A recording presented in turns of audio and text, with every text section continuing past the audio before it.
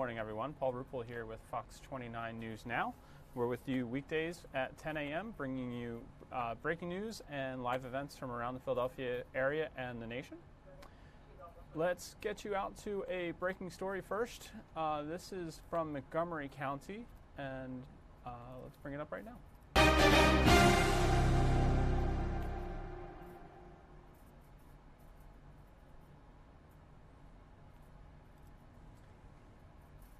Our Jennifer Joyce has been following the story all morning. This is a suspect wanted in the deadly stabbing this morning in White Marsh Township is now in custody. Police say a woman was stabbed just before 2:30 this morning, then run over by her ex-boyfriend. She had a restraining order against him. Her body was found at an industrial park on Campus Drive and Butler Pike. Now, around 9 o'clock, police put out a press release. It says that the homicide occurred in the parking lot of Vector Security at 5125 Campus Drive in White Marsh Township. They stated that a person of interest is detained and no immediate concern for public safety exists at this time. They say that the police responded for a stabbing report. They arrived there and located the woman deceased in the rear parking lot of the business. Montgomery County detectives and White Marsh Township police are conducting a joint investigation into this apparent homicide. They're asking anyone with information concerning this incident to call them. To call White Marsh Township Police at 610-825-6530 or the Montgomery County Detective Bureau at 610-278-3368. Again, police are saying that a suspect has been detained in the deadly stabbing that occurred this morning in White Marsh Township, Montgomery County. Police say that's when the woman was stabbed and then run over by her ex-boyfriend, who's the suspect. And the woman had a restraining order against him. We'll continue to bring you the latest details on this story as we get them. I want to take you to another story. This is about what's happening this weekend. The Phillies alumni, the 2008 Phillies, are being celebrated at Citizens Bank Park. There's going to be some Wall of Fame inductions as well. Here's Steve Keeley with that report. Well, we've got a first-place team now in August, and we haven't said that since 2011, and now a first-place team honoring a first-class guy, a guy who was on the last Phillies team that was going to the playoffs every year. They haven't been to the playoffs since 2011, and Shane Victorino, a reminder of the great teams just a decade ago, including that 2008 World Series championship team. His career ended in 2015. He was with the Angels organization, but as he always promised to do, coming back here to Philadelphia today to retire as a Philly, signing one of those one-day contracts, and he will be honored as the Phillies host the Marlins this weekend and continue to play hot on the field, as hot as the weather off the field. And Shane Victorino flying in from Hawaii, showing up at his Boys and Girls Club in Nicetown yesterday, showing the love again for Philadelphia's youth. And that's what got him awards that they only give to players who show community involvement, class, and character, both on and off the field. People talk about the game of baseball. It's definitely special, but there's going to be another great baseball player that's going to come along and have accolades and accomplish things and hopefully win championships in the city. But, it's things like this that separates you, that embraces you that much more with the tie to a community. As I said, I've been gone for, since 12. But I can still come back to this place and understand what it is and what it means to this community by having this having this Boys and Girls Club. 2008, the last time the Phillies won the World Series, and the same year, Shane won the Lou Gehrig Memorial Award given to the player who best exhibits character and integrity on and off the field, recognizing players contributing in their community and through philanthropy. And Shane Victorino may be gone as a player, but he'll remain in a lot of child's hearts over in Nicetown for sure with that Boys and Girls Club. Always a winner on the field, and it seems he'll be always remembered as a winner off it. In South Philly, Steve Keeley, Fox 29 News. Back to you.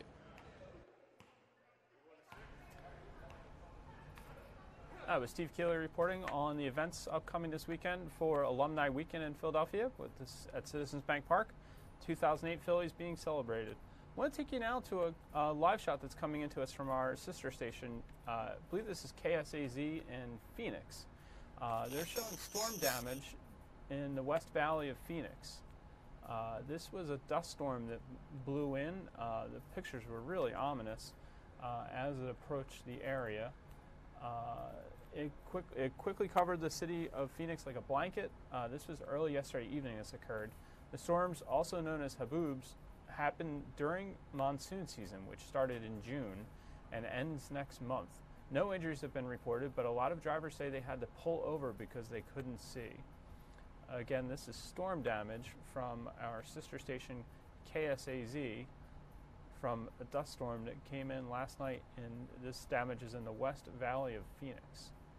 We'll take them.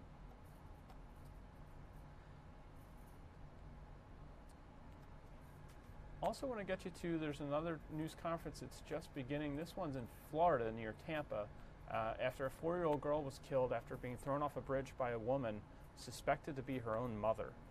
Police say they were called to the Hillsborough River in Tampa around 4 p.m. A witness tells them they saw a woman dropping the child into the river. Emergency crews found the body of the child 30 minutes later. She was taken to a nearby hospital where she was pronounced dead.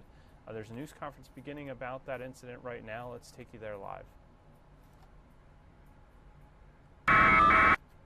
Witnesses say that they observed her forcefully push a child into the back seat of the car. One witness attempted to intervene and was slightly struck by the car when she fled the scene. At about 4 o'clock, approximately 50 minutes later, a witness said they saw Shakayla Denson exiting that same Nissan Altima near Rome and Eileen Street. And that is just at the river, the Hillsborough River, just north of Columbus Drive. Witnesses observed her forcefully remove the child, who ended up being Jariah, her daughter. Her daughter was 4 years old. She starts dragging Jariah by the arm and heads towards the Hillsborough River. Witnesses report that the child was screaming, and at one time, both the child and the mother were screaming. Witnesses say the mother grabbed Jariah with both arms and pulled her close to her chest as she waded deeper into the water. She walks out into the water. The water was then near her top of her shoulders, the mother's shoulders, when she released Jariah into the water. She then turned around, the mother turned around and headed back to shore, leaving Jariah in the water. Shakayla walks southbound on Rome, where she was detained at 2301 North Oregon Avenue by TPD officers. We were called and we were searching the river, and at 4:16 our search begins for her, where our divers go into the water looking for Jariah, or Jahia, I'm sorry. Our dive team locates her at 4:30. She's then delivered to Tampa Fire Rescue and rushed to St. Joe's Hospital. At 4:49 at St. Joe's, Jahira Daniels is declared deceased. At 5:50 yesterday afternoon, witnesses positively identified Shakayla Denson as the woman who dragged her daughter into the Hillsborough River. And then at 10:30 last night, she was charged with first-degree felony murder, aggravated child abuse, and grand theft auto. At this time, I'd like to thank Tampa Fire Rescue. I'd like to thank the witnesses that stepped forward in this tragic case, our TPD divers and the quick response and their quick actions in finding Jahira for us, and us, our officers out on the scene and the investigators that have put this together. I'd like to thank the state attorney, Andrew Warren. Andrew came out last night and has been part of this investigation from the beginning. He was on scene. And so it's a great partnership that we have with Andrew Warren, our state attorney, and he is very much affected by this just like the rest of us have. What kind of questions do you have? Chief, I think one of the major questions everyone has is why?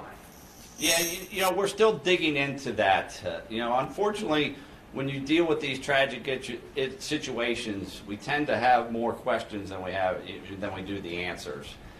We're still digging into, Denson and what her state of mind is. We have to be very careful what I say about her because we have to maintain the integrity of the investigation. Obviously, this is a tragedy that we're going to have to figure out what her mindset was that took her and put her in a place where she would leave a 4-year-old and leave her to drown in the Hillsborough River. I know you have to maintain the integrity of the investigation, but was she under the influence of anything? That we don't know. You were able to detain Shakayla pretty quickly. How was that possible? I know she was near the scene, but how did you know that that was the woman you needed to detain? Yeah, I don't have that information. I think we had a description from some of the people that saw it. It went down very quickly, and witnesses that called us, thank God they did. Where I feel for the witnesses, the sense of helplessness that they had. The river is very dark; you couldn't see. There's not much visibility, and so I feel for their frustration of not being able to help the young girl. You touched on this a little bit when you said, Andrew Warren has affected like all of us. Can you tell us a little bit about how this affected the first responders who arrived on the scene? I understand that some of them have their own children about this age. How did this impact everyone out there? The whole thing is just unbelievable. And what I found in my career is, when I got the call about it, it just didn't sound right. And what I find in police work, the crazier the story is, the much more likely that it's true. It's hard to believe that somebody would steal a car with a child in it, and then leave them to drown in the Hillsborough River. And so I kept thinking, well, maybe it's a bag of garbage. Somebody didn't see what they thought they saw. The location is just north of here, so I was there, very quickly from getting the call. And so I saw the divers in there, and our diver, he was able to, when he found her, he brings her lifeless body up to shore and hands her over to fire rescue, and they take her into the ambulance and haul her off to St. Joe's. And I walked up to the diver and I said to him, I said, well, how old do you think she was? And he looked at me and he said, she's the same age as my child. So you can imagine what everybody was going through. And when you are a police officer, a firefighter, a first responder, and you have that reference point with the victim, I think it tends to affect all of us. Those who have kids who are in high school age, and you see the Parkland shooting, when you have a reference point for it, it really affects you. I felt for him right now. I thought about it last night. An interesting story with police officers, first responders. He pulls her out of the water at 4:30 in the afternoon, and his shift ends at 5:30. And we interviewed him, finding out he leaves because he has to go help his wife who has a flat tire. How do you go from pulling a dead child out of the water to go help your wife change her flat tire? Have you ever dealt with Shakayla before? Did she have mental issues? Was she ever Baker active? We have limited experiences with her. We're not aware of anything like that. We still have a lot of digging through her background and finding out what's going on with what drove her to do this and everything. Had DTF ever been called to her house? I don't know exactly what the status of that was. Chief, you indicated yesterday that your detectives were going to be reaching out to family, other close friends. That process was still ongoing. Are you getting a lot of cooperation? And is there anything you can share from what we've learned so far? No, yeah, we are getting quite a bit of cooperation from people, from neighbors and things like that, and everybody is giving us as much information as they possibly can, but we still have a tremendous amount of information that we have to sift through, so there's not much I can add for that front. Does any of that indicate that she may have been overwhelmed by the needs of her child? I don't know, yeah.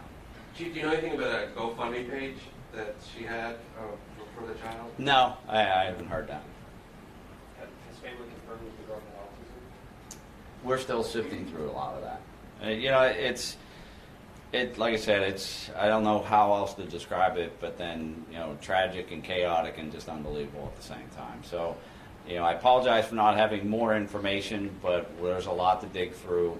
You're dealing with, neighbors and witnesses that are emotionally charged in this type of situation, and so we're trying to be patient and really trying to sift through and put the whole case together.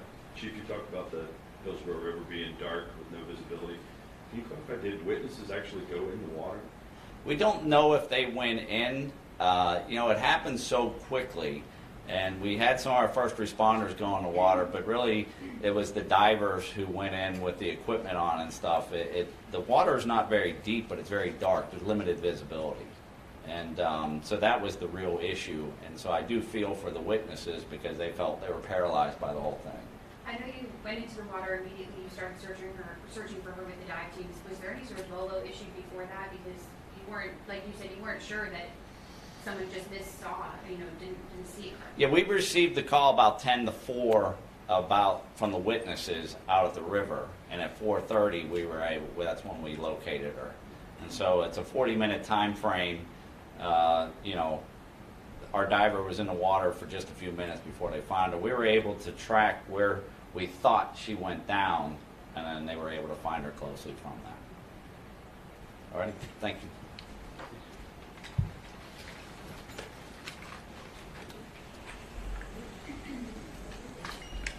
You've been watching live footage of a news conference from Tampa, Florida, where really a terrible story. A child was left or put in a river and drowned, and her mother's been charged. That's a news conference that was courtesy of our sister station WTVT in Tampa, Florida, and I want to get you a look at our weather right now. We're expecting another chance of storms today. Some of us, a good number of us, have dodged storms the last couple days as they've been spotty, but we are expecting more this afternoon. In fact, there's a flood watch through Saturday morning for the western portions of our viewing area. Lancaster, Berks, Northampton, Carbon, and Monroe counties are all included in that. Let's get you a look at, here's the planner for you. Sue Serio and the Fox 29 Weather Authority brought this to you this morning. It was a sticky start to the morning drive, around 76 when you headed out, but lunchtime, some sun, 82 degrees is the call, and for the PM drive, expect scattered storms and 88 degrees. Here's your down the shore forecast for the weekend. Friday, 83 with some pop-up storms today. Saturday, we'll have early rain. Oh, let's go back to that. We'll have some early storms, early rain. PM sun, 81. Sunday, sunny and warmer, 84. Now let's get you the Poconos, up the Poconos. Some sun and storms, 76 on Friday. Saturday, that's today. AM rain, PM sun, 79 on Saturday, and then sunny and humid, 83 on Sunday. Here's your 7-day forecast for the Philadelphia area. 88 thunderstorms again. Sue's calling it a 7 today. You see the Phillies are in town with the Marlins. They had that nice walk-off win last night. They'll be playing here through Sunday. Saturday, AM showers, PM sun. Heating up on Sunday. That could be the start, unless we get a little bit warmer than expected, of a possible 3-day heat wave. With a high of 91 Sunday, 90 on Monday, sunny and hot. There you go, 90 again on Tuesday is our call right now. Wednesday, sunny storms, 85. You see the unsettled weather's back. And then sunny and warm, 85 on Thursday. Overnight lows in the 70s this whole stretch.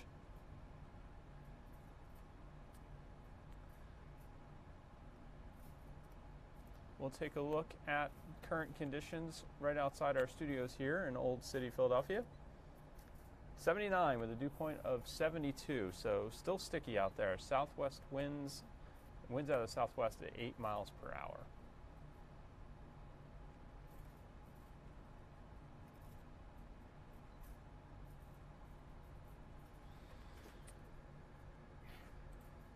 So hopefully rain will hold off long enough to let you enjoy some of that nice weather, the sunshine, this evening and through the weekend. Let's take you to a story. This was on Good Day Philadelphia this morning. It was a tragedy this week in Port Richmond when a 2-year-old was killed by a group of pit bulls.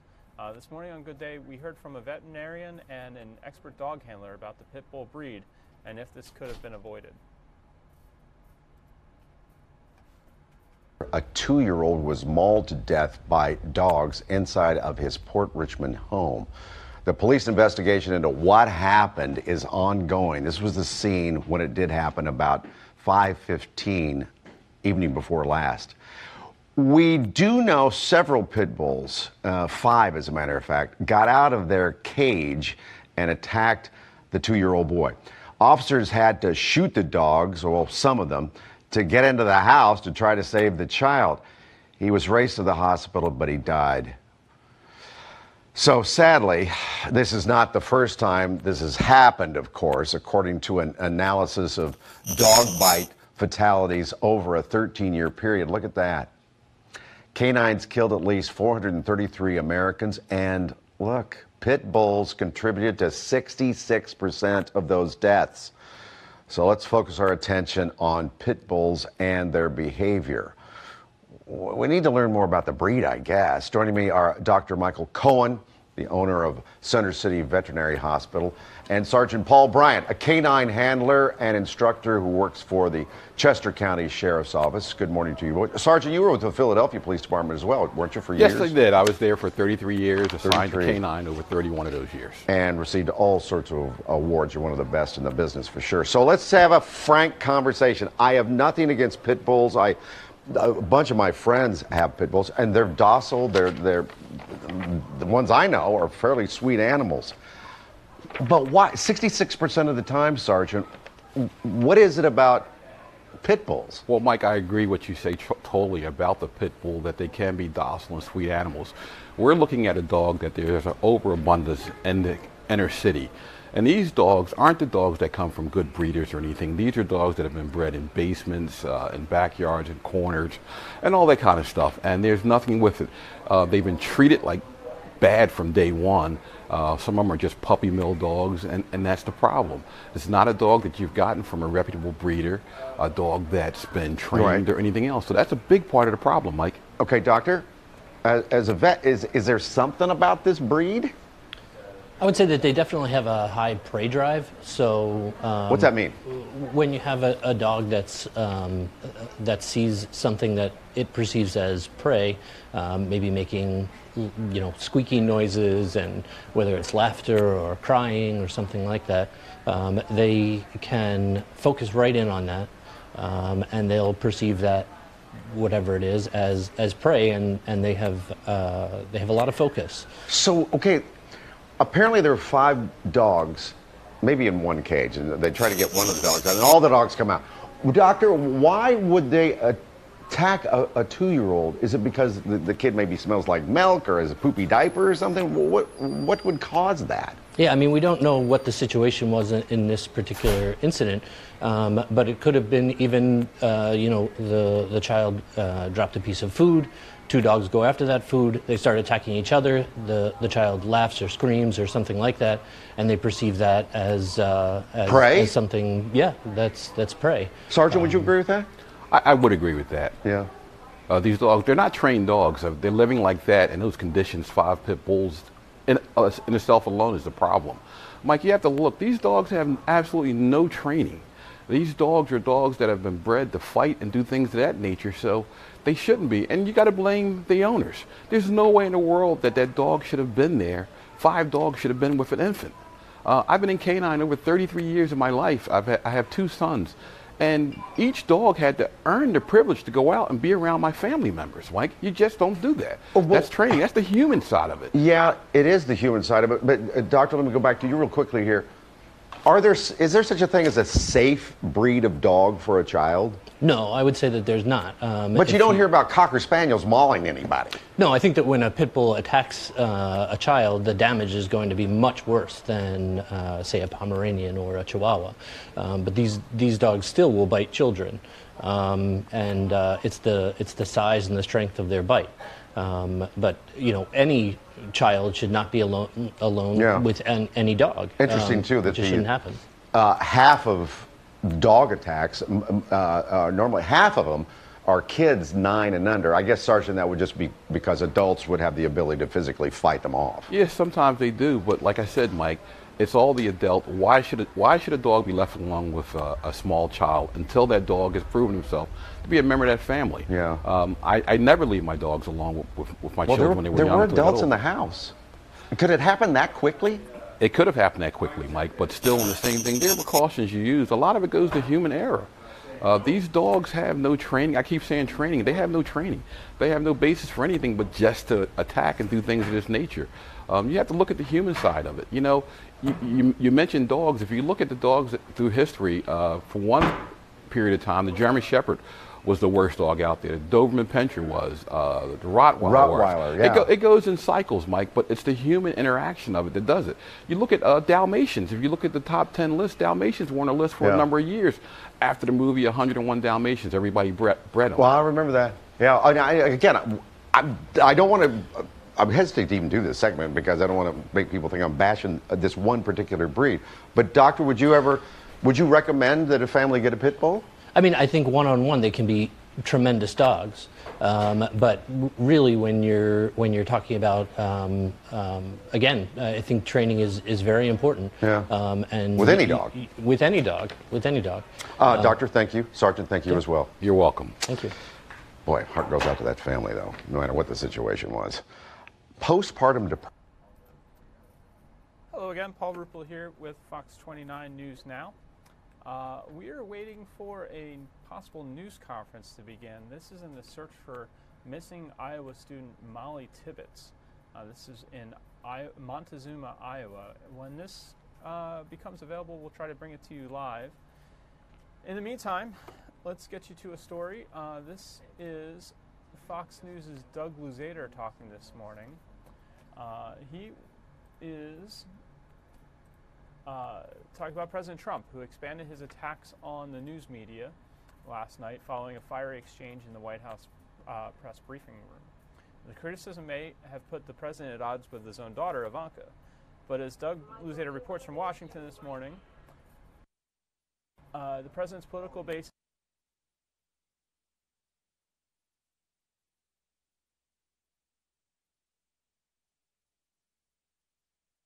Well, President Trump expanded his attacks on the news media last night, right here in the state of Pennsylvania.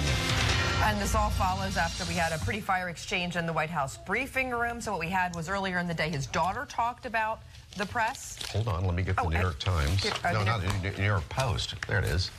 So, Papa Don't Preach. I don't know if Doug Luzader has seen this headline of the New York Post. He probably has. Papa Don't Preach. So they have maybe a little different opinion, Doug, of the media, huh? Yeah, look, we've heard these kinds of attacks from the president before, certainly during the 26 campaign. We're going to hear them more and more as we get deeper and deeper into campaign season again.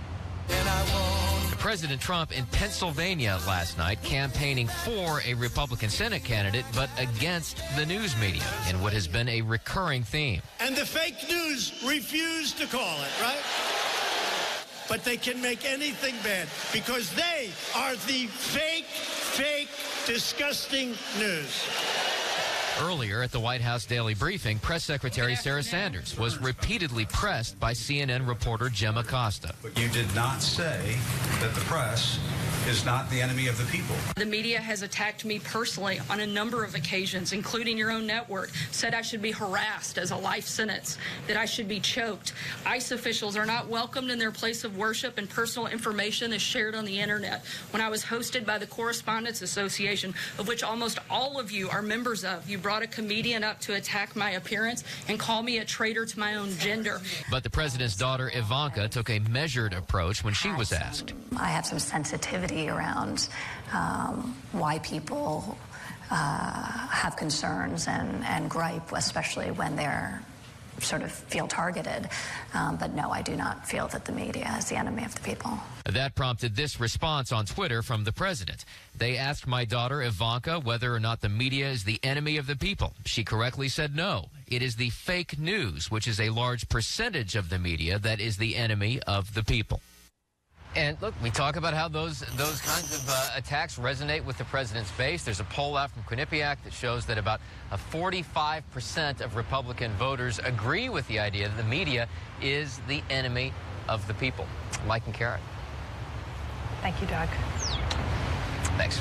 Don't know what to say. 7:12 is the time. Again, it was Doug Luzader speaking from Washington about the president's remarks about the media. We also had, as a guest this morning, Chris Wallace of Fox News Sunday, who spoke with us about who's upcoming on his show this weekend and the president's campaign rally last night. Let's take you to that. President Trump was here in Pennsylvania last night, had this to say about the media. But they can make anything bad because they are the fake, disgusting news. Unemployment's at... Chris Wallace, he seemed to be upset about the news media not giving him enough credit for the summit in Singapore and also Helsinki. What is the point of bashing the media over and over and over, do you think? It fires up his base, and the president has decided, and he's probably right, that this is going to be a base election. It's not about if you're Trump and the Republicans trying to win over independents and Democrats. It's about trying to get more of your hardcore supporters out to vote for members of Congress, for senators, governors, than it is for the other side to get out members of their base. And attacking the media works for him, works for his base, and fires them up. I noticed that his daughter had kind of, well, not a directly opposite opinion, but a differing opinion yesterday at the same time. She said the media is not the enemy of the people, basically, is what she said.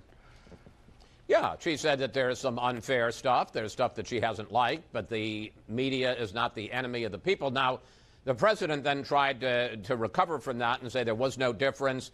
But he's just saying the fake media is the enemy of the people. Okay. But the problem is that his definition of fake media is all the broadcast networks, all the major newspapers. So it's kind of a distinction without a difference. Yeah. Who's on Sunday? Well, we're going to be talking to Marco Rubio, one of the leading senators, particularly on foreign policy. And one of the big issues for him, you had that array of national security people in the White House yesterday, the head of national intelligence, head of the FBI, head of Homeland Security, all saying that Russia meddled in 2016, is continuing to meddle, and as the head of Homeland Security said, our democracy is in the crosshairs. And then you had the president at that rally last night saying that he's been hindered by the Russia hoax. Now, he may be talking about collusion or something like that, but they were saying there's no hoax about Russia. They did try to meddle in the election. And they're so doing it it now. almost seems like there's two governments there. Yeah. We'll be talking to Marco Rubio about that. We'll also be talking to a fellow named Cody Wilson. If you don't know the name, you certainly know who he is. He's the fellow who wants to put blueprints for how to 3D print handguns and even automatic weapons, semi-automatic weapons on the internet. And we'll ask him why he thinks that's a good idea. Yeah. All right, Chris, we'll see you Sunday. You bet. Thanks, Mike. You got it.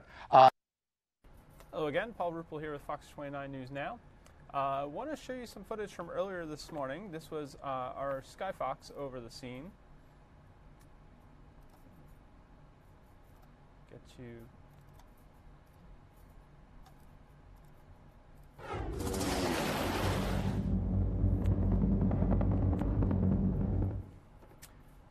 Sky Fox was over, this was in Philadelphia. Let's pull the sound there for you. You don't want to listen to that. This was a CSX train that derailed in Philadelphia. This was reported to be in a tunnel in the area of North 23rd and Pennsylvania, or 23rd and Ray Street. The train, you can see it there, or you did for a moment there. They're going to follow the track down here. Good camera work by our Sky Fox team to get these shots between the trees and where the tunnel begins. We're hearing that that there was a derailment. It happened inside the tunnel. No injuries have been reported. At least one car of a freight train left the tracks. A wheel that left the track. The train is unable to move, but not in danger at this time, according to what we're hearing. We're trying to get more information and confirm some of this. We heard that there may be a train on the car that has some hazardous materials. Again, no injuries or reports that there's any danger to the community at this time. Sky Fox had these shots. You can see it tunnels under the road there. But this was 23rd and Pennsylvania, and the train was carrying some liquefied petroleum but is not leaking, just a wheel off the tracks, at least one derailment. And you can see they were working hard to get a shot here of the train at the tunnel opening.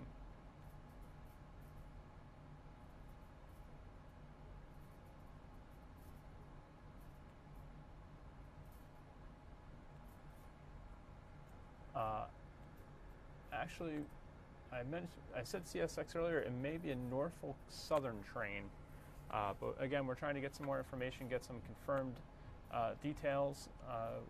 These are some reports that have been coming in. Here's another shot of the train.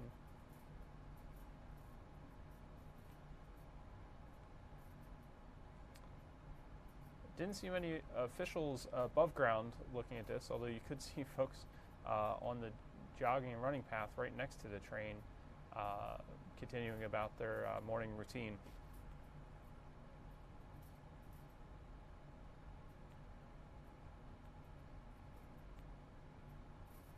Again, this is a train derailment, maybe as small as one car or one wheel, but it's kept the train stuck in this position, and crews are tending to it. This is in the area of 23rd and Pennsylvania in Philadelphia. And this was all earlier footage shot by Skyfox.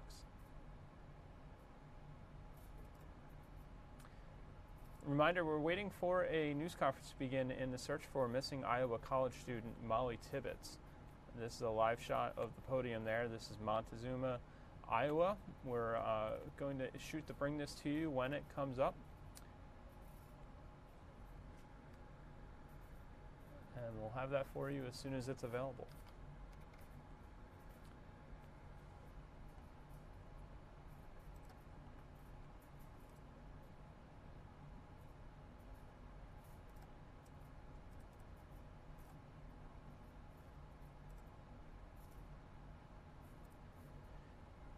In the meantime, tech stocks rally and Guinness makes a comeback after more than a half century. Fox Business Network's Tracy Carrasco has more in this morning's Business Outlook. Good morning. The rally in Apple and tech stocks pushed the Nasdaq up nearly 100 points, while the Dow edged 7 points lower. Today, all eyes on the July jobs report. Yesterday, Apple became the first trillion-dollar publicly listed U.S. company. The company's stock jumped 2.9% to end the day at $207.39 a share, pushing it past that milestone. Apple has rallied about 9% since Tuesday, when it reported June quarter results above expectations.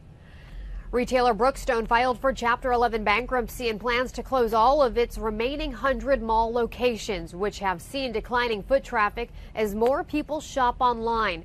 The company has hired liquidators to close the mall locations. It hopes to keep its 35 remaining airport stores open. And the first Guinness brewery to operate in the U.S. in more than 60 years is now open just outside of Baltimore, Maryland. While the Guinness Open Gate Brewery and Barrel House won't be brewing the iconic Guinness Stouts, it will be brewing Guinness Blonde American Lager, as well as open for tours and tastings. That's business. For more, log on to foxbusiness.com. In New York, I'm Tracy Carrasco. It looks like that news conference in Montezuma, Iowa is getting underway, so let's take you there live right now. The investigation into her disappearance has not slowed down at all. The public is encouraged to contact the following tip lines if they believe they have information related to Molly's disappearance. The first tip line is 800-452-1111 or 515-223-1400. There's also a dedicated email to accept tips, and that's tips@powashik.com. And I want to just tell the people that if you have a tip from outside the area, if it's outside of Brooklyn, Iowa, please call your local authorities. Reporting a tip that you see outside the area would take time for us to respond to that. So if you're from out of state or out of the general area of Powashik County, please call your local authorities. They've been great about following up on these tips. So to speed things up, if you could do that, that would be very helpful to us. And there's a couple of people I want to thank. First of all, I want to thank Central Iowa Crime Stoppers for staffing the tip lines. They've been getting hundreds of tips every day, and they're working very hard at it. And they're also working, I'd like to thank them for working with the family on the reward that's been put out for Molly. And there's one other group of people that I want to thank, and that's from my office. I want to thank all my co-workers for working hard on this, especially our dispatchers. They're being inundated with telephone calls and all kinds of things, and two of them live in Brooklyn, so it's very dear and close to their hearts what's happening here. They've been getting beat up over this, and I just want to make sure that they know how much we appreciate what they're doing to us. Thank you very much. Thank you, Sheriff. I guess I should have started by introducing myself. My name is Kevin Winker. I'm the Director of Investigative Operations for the Iowa Department of Public Safety. Since I last met with you on Tuesday, the investigative response has not slowed down. Investigators from the Poweshiek County Sheriff's Office, the DCI, and the FBI continue to complete leads that have come in, as well as evaluate and prioritize new leads being received every day. Unfortunately, we have not yet found Molly, but it has not been due to a lack of effort or a lack of resources. We appreciate the continued support of Molly's family, the entire community, and the media organizations keeping this story in the news. Although we appreciate everyone showing up today for this press conference, our position has not changed on the release of case facts, results, and conclusions. I understand this is frustrating for many in the public and the media, but feel this is necessary for our investigation. Our position has also not changed in that if we evaluate a piece of information and feel its release could lead us to Molly, we will do so immediately. As mentioned previously, there are media reports regarding details of this investigation the DCI has not confirmed. The fact that we do not confirm or deny these details is not an indicator of their truth or falsity. We have been asked about social media postings and the investigation and whether they are beneficial or not. These postings are beneficial in that they keep the investigation in the public eye. However, I would keep in mind that these postings are often rumor and unconfirmed by law enforcement. As a result of this investigation, many questions have arisen from the public and the media regarding missing children in Iowa. With me today is Medina Romanovich, who is the Missing Person Information Clearinghouse Manager for the Division of Criminal Investigation. At this time, I would ask her to come forward to provide some information related to missing persons in Iowa. Medina? Good morning, everyone. As Kevin has mentioned, my name is Medina Romanovich, and I am the Iowa Missing Persons Information Clearinghouse Manager. Today, we would like to address some frequently asked questions we've been receiving not only from the media, but from the general public as well. We would like to start with some general statistics. As of yesterday, August 2nd, there were a total of 390 persons entered into the National Crime Information Center. Of those, 225 were listed as juveniles. A majority of those are runaway situations. 26 of those individuals listed on the Clearinghouse website are categorized as involuntary. Those 26 cases date back as far as 1976, which confirms that abductions and involuntary disappearances are not common in our state. Numbers have been staying steady over the years when it comes to missing persons, runaway youth, and Amber Alerts. The Clearinghouse website was established in 1985 as a result of Iowa legislation passed in Iowa Code Chapter 694, designed to disseminate information to keep the public informed on missing Iowans. Iowa is one of the few states that publishes all missing persons information. Local law enforcement agencies have primary authority to address missing persons cases in the state of Iowa. All entries into the National Crime Information Center, as well as investigations, are handled by local police departments and sheriff's offices. They can seek assistance from state and federal law enforcement partners if needed. The Clearinghouse keeps track of significant, likely criminal cases occurring in our jurisdiction, regardless of the time frame. People go missing for various reasons, whether that be by choice, wandering away because of their disability, running away from home, stranger abduction, or by someone that they know. We really hope that this clarified some questions that the media and the public has had regarding missing persons. And at this point, I'll take any questions that you may have regarding missing persons in Iowa. Okay. All right. Right. We plan to conduct another press conference right now next Tuesday. Information about that press conference will be posted on the DPS website. We hope to have more information to provide to you next Tuesday. At this time, if you have any questions, I'll be happy to address them. Yes, sir. Sir, Ted Williams, Fox News. It has been reported that a red shirt has been found, and I was wondering, can you shed any light on whether a red shirt has been found and whether there is any kind of a nexus between the red shirt that may have been found and Molly, and do you actually at this stage have any suspects? I don't have any information with me today on a red shirt being found, and that's not to say that there was one found or not found. I just don't have that information. As far as suspects go, we continue to look at all possibilities. I'm not in a position right now to say we have suspects, we don't have suspects, persons of interest, or anything else.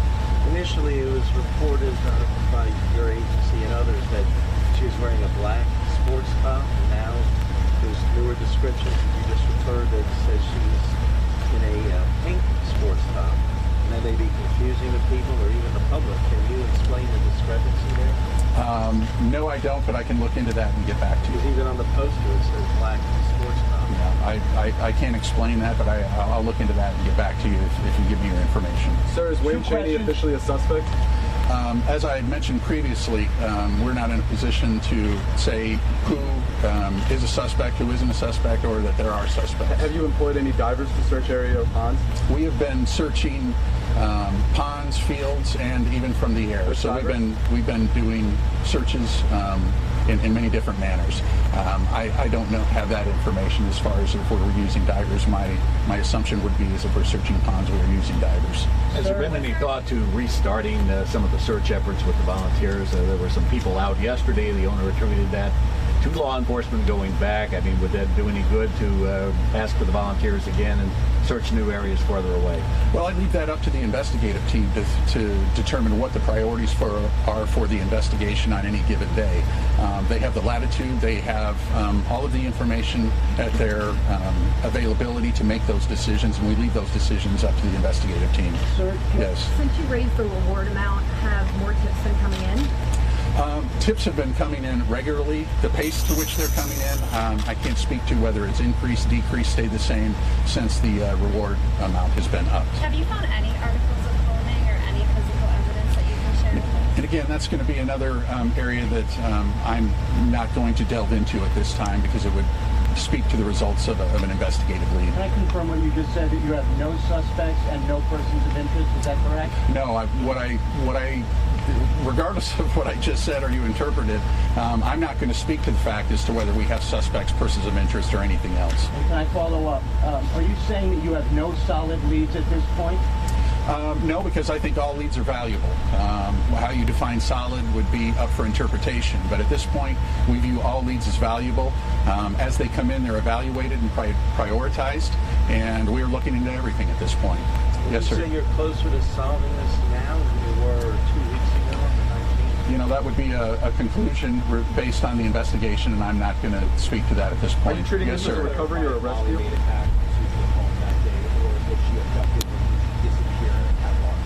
I'm sorry, repeat that. Can you clarify if Molly could have made it back inside the home? Did she have missing, or was she abducted, or did she disappear? I'm confident we have a solid timeline that they're working off of, and at this point we're not ready to disclose what that timeline is, which is basically what your question is. Since the reward fund was increased, can you characterize the kind of tips that have come in? Have there been different kinds of tips as doing that as a reward or recovery fund have produced anything significantly different than you were getting before? I really don't have the information with me right now to say that if any of the leads that were developed provided anything significant or not. Again, I will say leads are a good thing. As tips come in, they generate leads, and it gives us an area to look and an avenue to explore. So I would say all leads are important, and they're all being looked at. Was there any sign of a disturbance inside the home? Anything out of place, anything unusual at the home? And again, that's another area that would cause me to comment on the result of an investigative lead, and I'm just not going to do that at this time. Can you expand at all on the search that happened? No. As I've mentioned previously, as leads come in and information is evaluated, the investigative team responds to those and prioritizes those. I would expect those searches to continue, whether they're from the air, on bodies of water, or in fields, wherever those leads may take them. Are you treating this as a stranger abduction? We're treating this as a missing persons investigation, and we're trying to find Molly, and that continues to be our focus, is to find Molly. You said identify the importance of every passing hour in a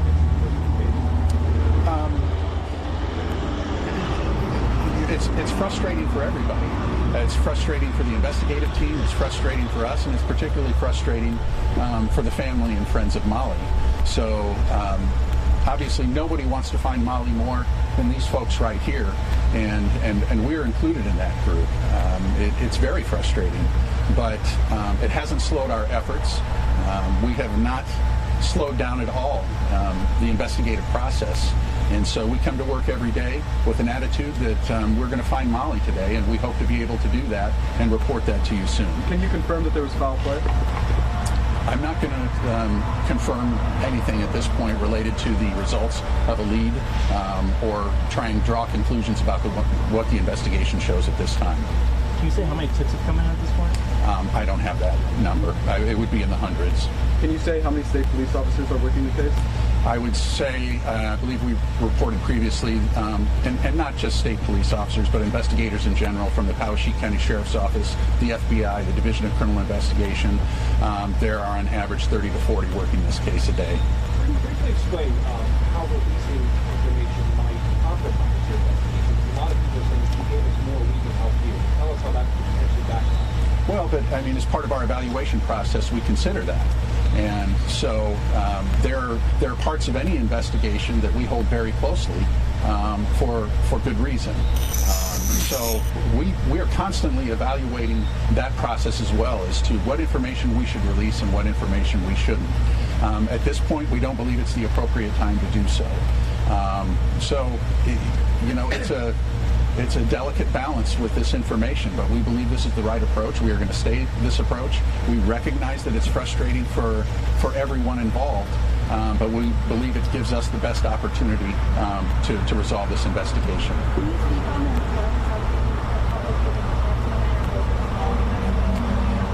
I'm sorry, I couldn't hear your question. Can you speak on the importance of the public giving tips, small, big, whatever tips they have? Why is that so important? Well, it's important because it continues to let us get to know Molly, particularly people that know Molly or may have seen Molly, talked to Molly in the days leading up to her disappearance. So obviously if people have that type of information that we haven't talked to yet, we would encourage them to call us. As the sheriff said, if somebody thinks they've seen Molly right away, they need to call 911 or call local law enforcement to generate an immediate response to wherever that location is that sighting occurred. Information like you're talking about, people that may have known Molly, that may just want to come forward and provide a piece of information, they can use the tip line to do that. But if they believe they know the immediate whereabouts of Molly right now, they need to be calling 911 or their local law enforcement wherever they may be in the country. Can you confirm that law enforcement searched a pig farm right around the vicinity of Brooklyn, Iowa? And if you did, have you had to return to that pig farm? And my final question is, have you asked any of the suspects, if you can respond, to take a polygraph examination? We have searched many areas around Brooklyn, Iowa. I can't speak to the specifics of that, and I'm not going to speak to what we have or have not asked any people to do in regards to this investigation. Can you say how many people have been interviewed? I don't have that number.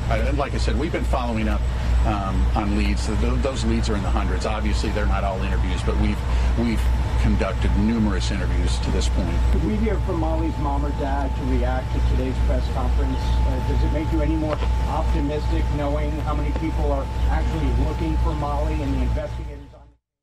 I want to take you live to something that's happening in Wilmington, Delaware. Let's get you out there.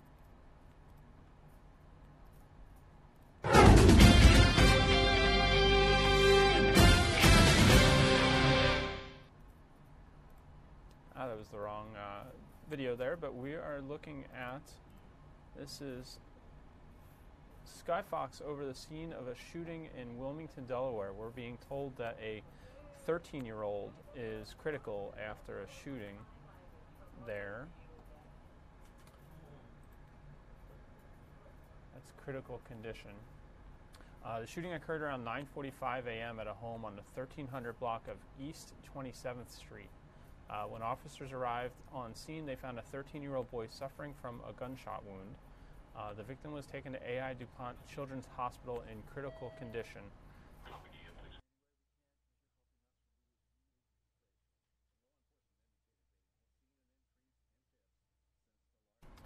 As you can see, the investigation is continuing. Again, we're told this is a 13-year-old boy who is in critical condition after being shot in Wilmington, Delaware. This happened around 9:45 Friday morning, this morning, at a home on the 1300 block of East 27th Street.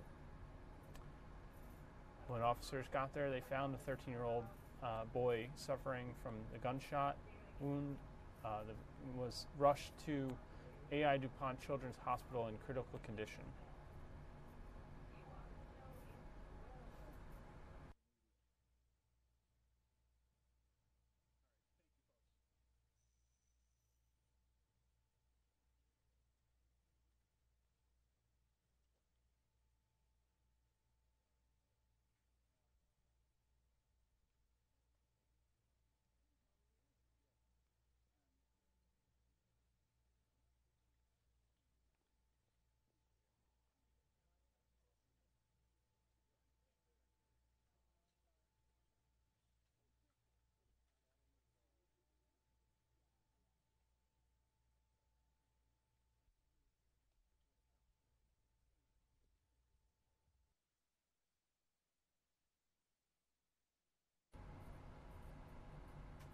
Again, if you're just joining us, Sky Fox is over the scene right now of a sad story, a shooting of a 13-year-old boy who's now in critical condition.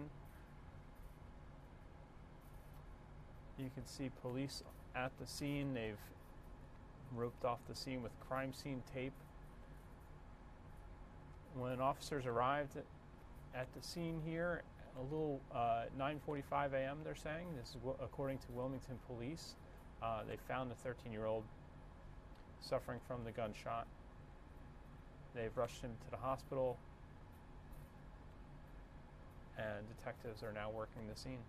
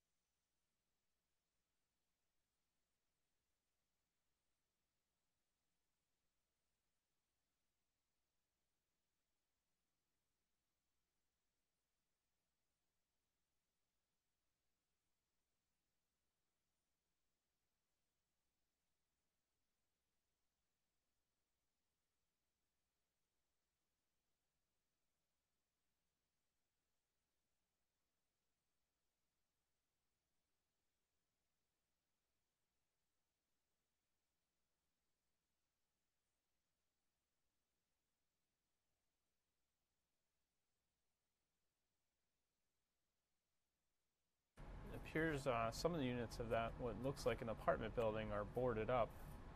But this is, again, as we mentioned, the scene of a shooting. It's left a 13-year-old boy in critical condition in Wilmington, Delaware.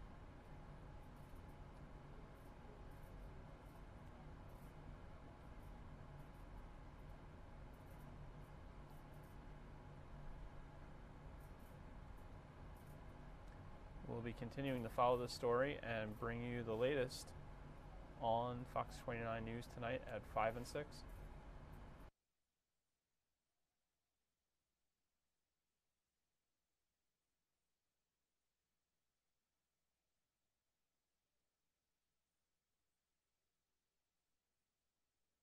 I want to bring you to a live event that's coming into our newsroom right now. This is a court hearing related to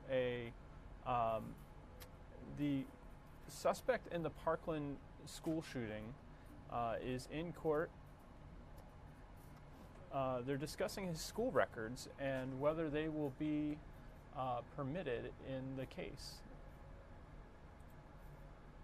This is his defense team trying to keep the school district's independent review of his records from being released. This is courtesy of WSVN. Let's listen in.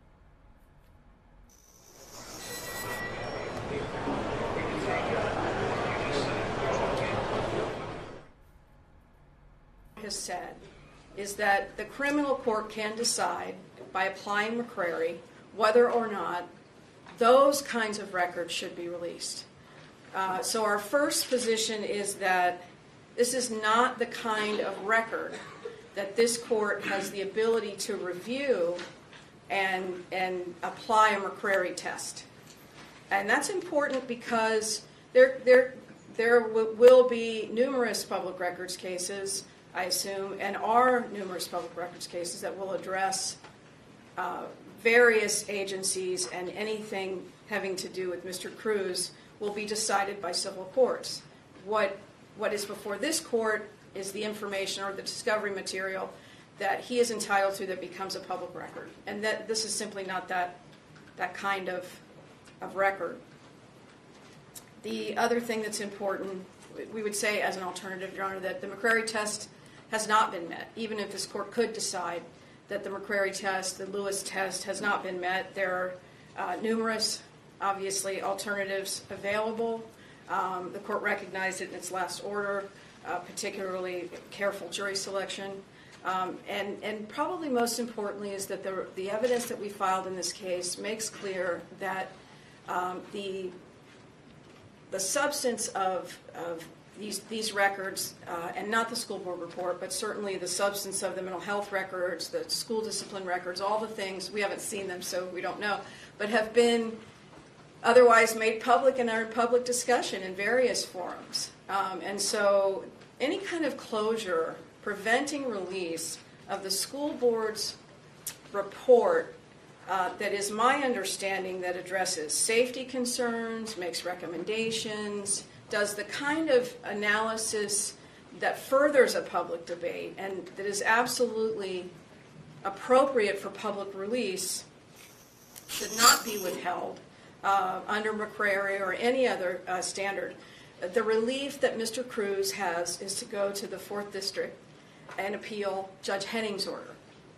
And otherwise, we're going to be in here, in this case, time and time and time again on records that don't come within this court's purview under McCrary. And so we would ask that the motion be denied. Anything else? I just have briefly, and I respect this fellow very greatly. What she misses is that this court has an absolute obligation under the United States Constitution to protect from the dissemination of misleading or even false information. And what I'm saying to the court is the character of this report is all of those things, and it is damaging to the defense. I definitely respect the rights of the people of the right to know, and maybe it's a question where the court has to review this in camera, but you can see that this is misinformation. That's it. Okay, I have reviewed the report prior to today in its entirety. I should say the redacted report. And all of the, as far as I can tell, all of the defendant's specific educational records have been completely redacted. In fact, 27 pages worth of redactions. In addition, the remaining portions deal with legal requirements, safeguards, technical recommendations, and refer to ESE and IEP students in general. So I do find that there's nothing in the redacted report which would pose any threat to the administration of justice or the defendant's right to a fair trial based on the redacted report in its current form. So I am going to deny your motion based on the reasons stated, and that leaves us with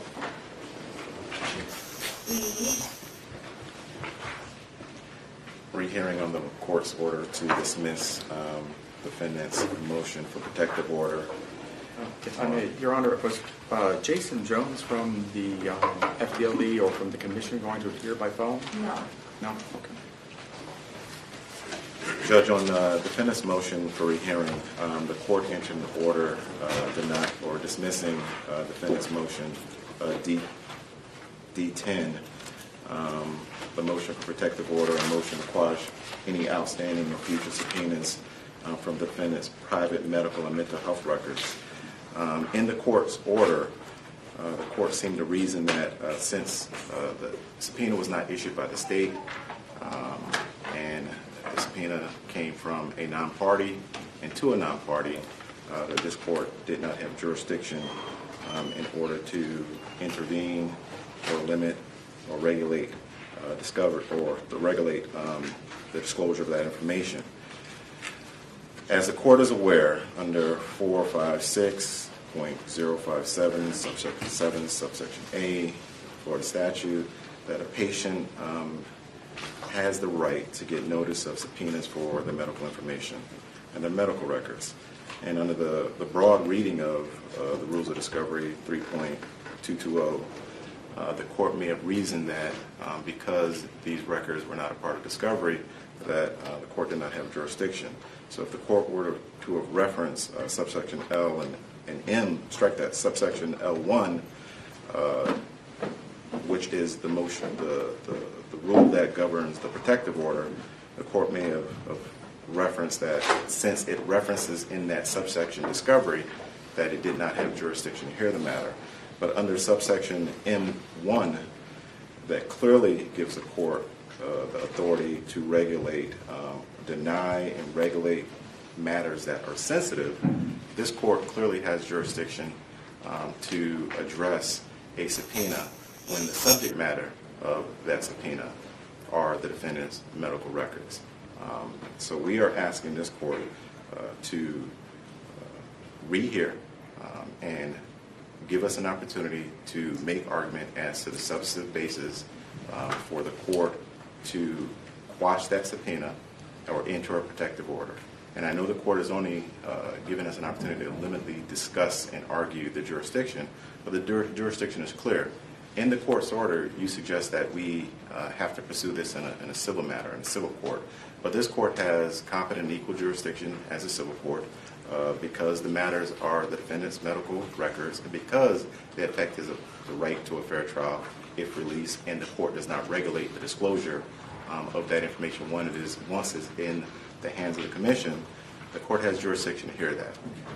So to suggest that we have to go into a civil arena where we would have to enter a new action where we are statutorily barred as public defenders to litigate in the civil arena, that would preclude Mr. Cruz from addressing this matter, and his records would not, or the issue as to his records and his medical records going into the hands of the commission would not be addressed. So because... What about Mr. Frankel? Excuse me? Couldn't he file it, Mr. Frankel? I know Mr. he's Frankel is acting as a special public defender. Correct, Your Honor. I figured you all were limited because Ms. McNeil had pointed out to me that you all can't we can't go into the appear in the civil courts.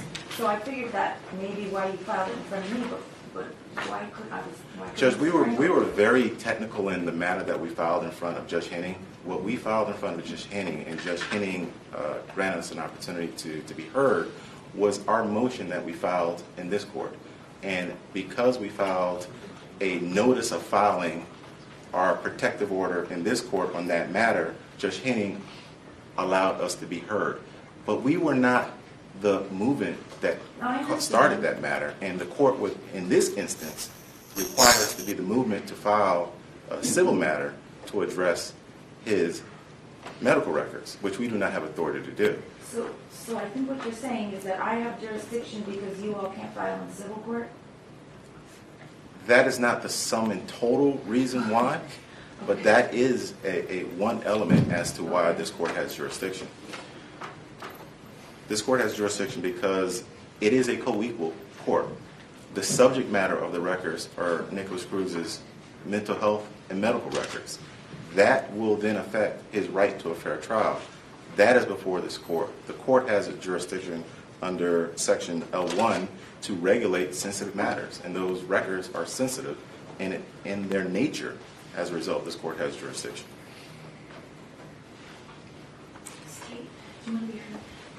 Yes, Your Honor. Just briefly, it would have been nice to have heard what the Commission's position was on this, since it directly affects them.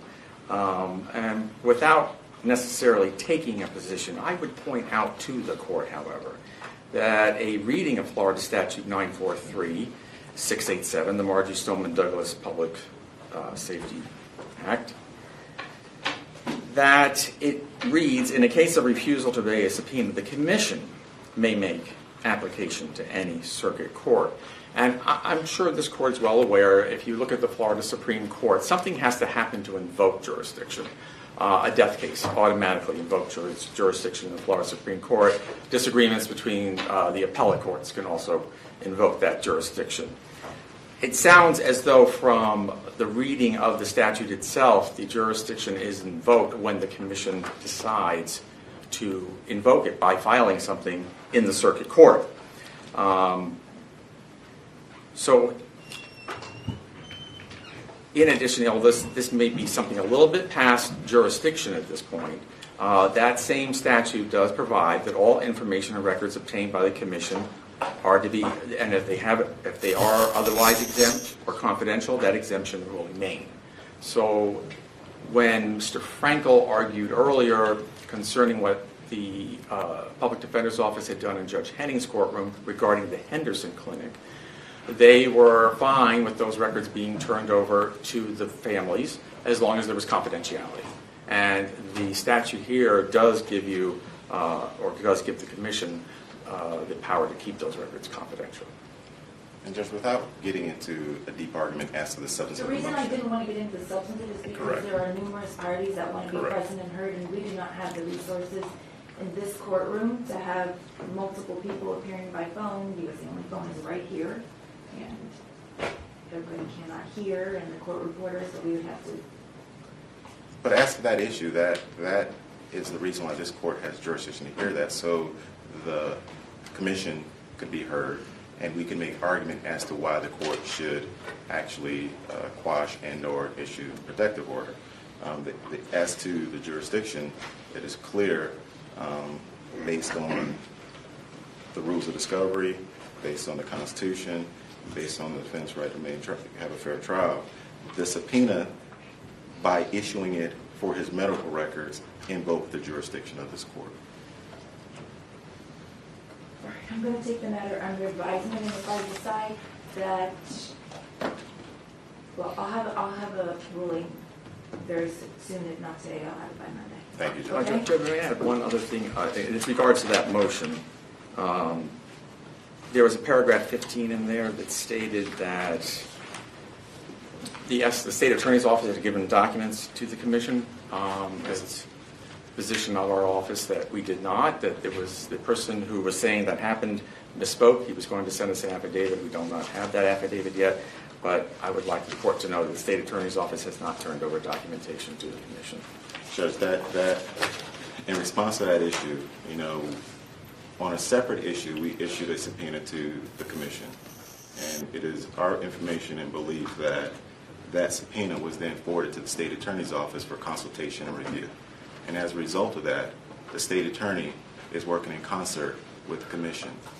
So that also gives the court these are arguments as to why the court should issue the protective order, and I just have to respond to the state's position that they are not working in concert with the Commission. Okay, thank you. Thank you. I think that's it for today. We're in recess.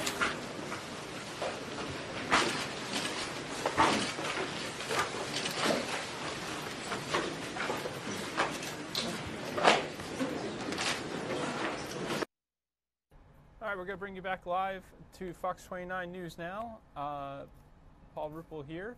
We'll wait and see. It looks like they're going to take Nicholas Cruz, the accused Parkland school shooter, out of court here. Let's stay with the shot for another couple minutes.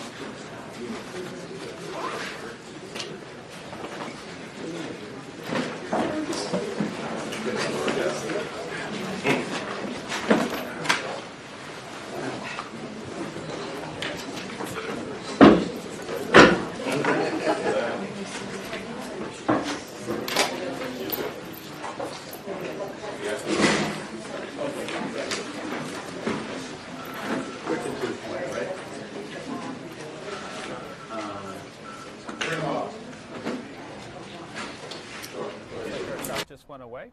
Want to get you one more story from this morning's Good Day Philadelphia. This was tech expert Stephanie Humphreys joining us. She was talking a bit about some changes that are occurring to some of your favorite social media platforms. If you're spending too much time on social media, the site's founders apparently think so too. How they plan to kick you off. Stephanie joined Good Day to talk about some new tools the platforms are making available. I'm on Big Mike. Sister. You're going to notice some big changes to Instagram, the gram, and Facebook. This is going to happen pretty soon.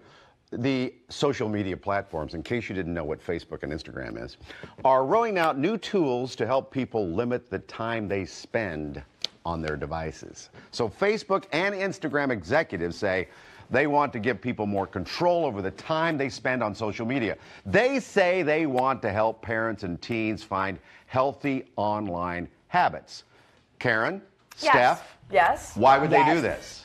Because we've been getting too addicted and spending too much time, and it's become an issue. So let's bring in Stephanie Humphrey. We really appreciate it. So I haven't seen these tools. I don't know what they are. They're rolling out slowly but surely. They've started, they usually do these types of things in phases, so you may not have it on your phone yet, but it should be coming soon. All right, so we got one of them right between us. Let's get right here. So let's go with the Facebook. So what's the new thing they've started with? So they have an activity tracker. You can see that's this one right here. Okay. So that's going to show you across the day how long you've been on the app, within the app. So it'll give you an average. You can go in and click and see, wow, I was on for like 4 hours that time, on Tuesday. So maybe I need to kind of think about my habits a little bit better. So that's going to be the first thing. Okay. Then they're going to allow you to set a reminder. So based on what you see here, you might say, you know what, I need to, after 2 hours or after 30 minutes or whatever, I want to get a reminder, a little pop-up that'll tell me, you know what, you might want to take a break, or you've reached your limit for the day, whatever you set,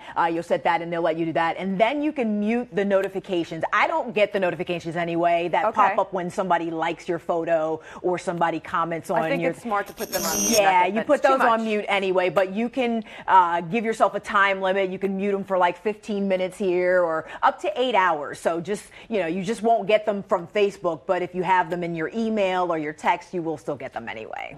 All right, that might be helpful. How about, we did those ones. How Instagram is very similar. It's going to have those same 3 functionalities. So you'll be able to check your activity, you'll be able to set a daily time limit reminder, and you'll be able to mute the notifications as well. But the thing about it is you'll have to do that yourself. They're not set by default. You have to opt into these things. So that's, assuming that people care how much time they're spending online and actually want to do something about it, to monitor it. You'll have to go into your settings and actually set all of these things to make them work.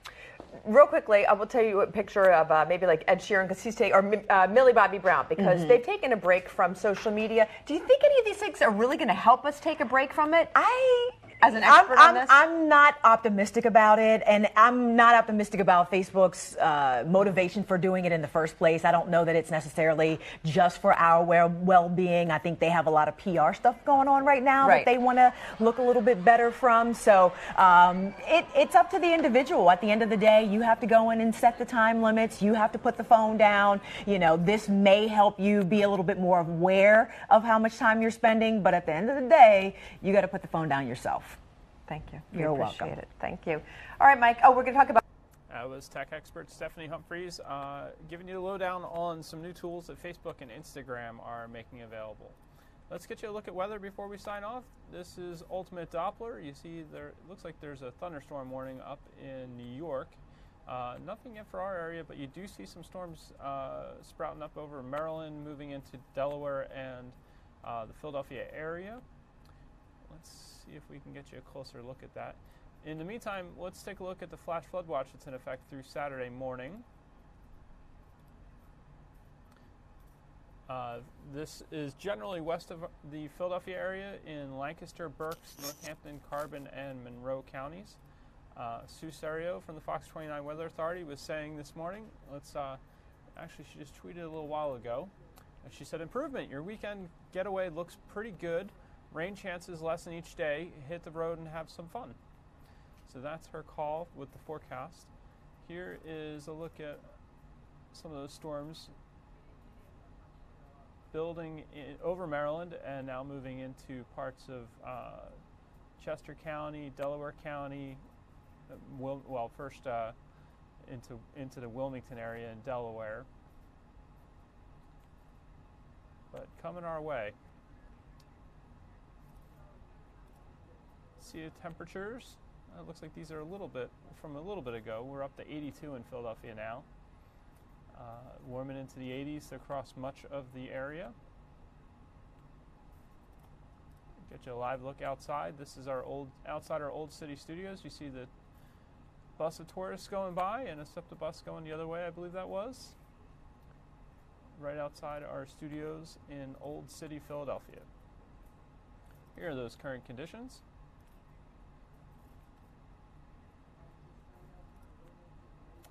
.82 in Philadelphia, dew point 72, so still sticky out there, humid. Winds are out of the south at 9 miles an hour.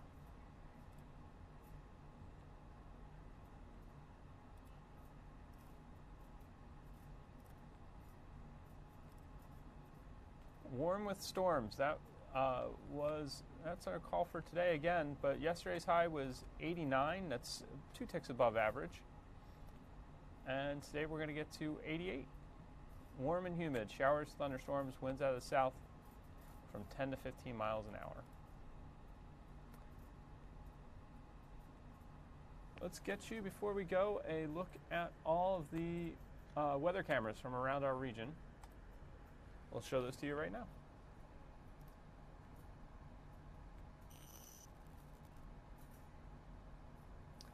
That's not Allentown. Let's get you the right cameras here.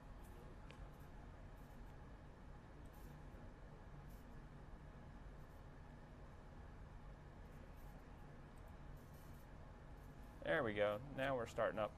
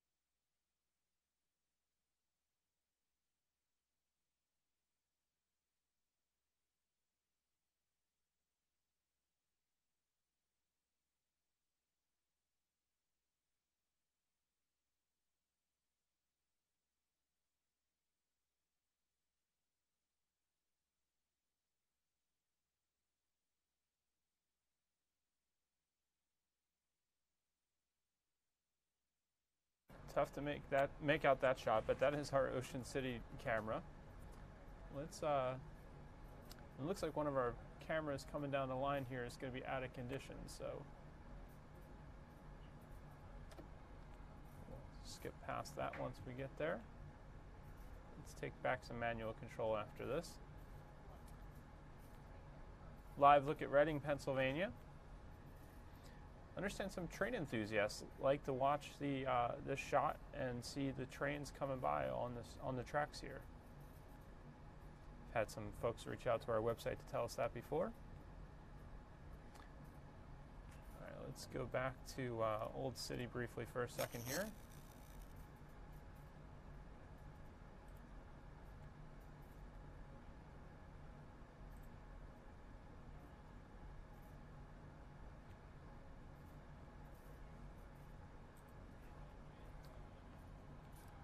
Here's a shot at Eakins Oval in Philadelphia on the Benjamin Franklin Parkway.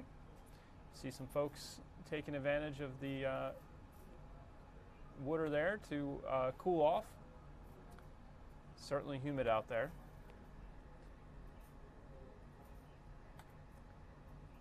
Here's a live shot of Wilmington, Delaware.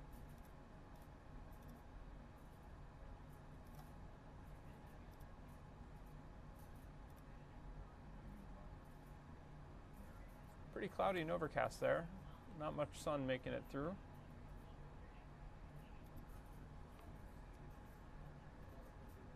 Haven't taken you yet to Wildwood. Let's get you there. Pretty crowded on the boardwalk already today in Wildwood, New Jersey.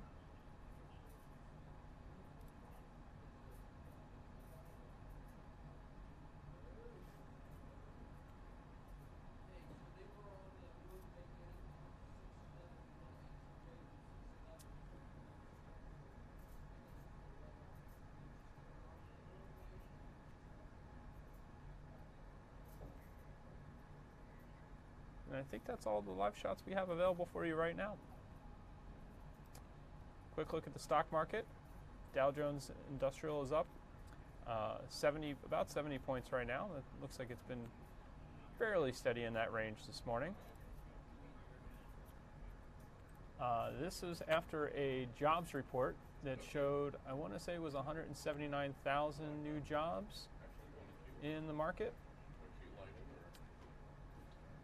And trying to scroll back to that, I'm sorry, it was 157,000 new jobs. That was slightly below expectations. Unemployment rate remains at 3.9% and labor force participation rate steady at 62.9.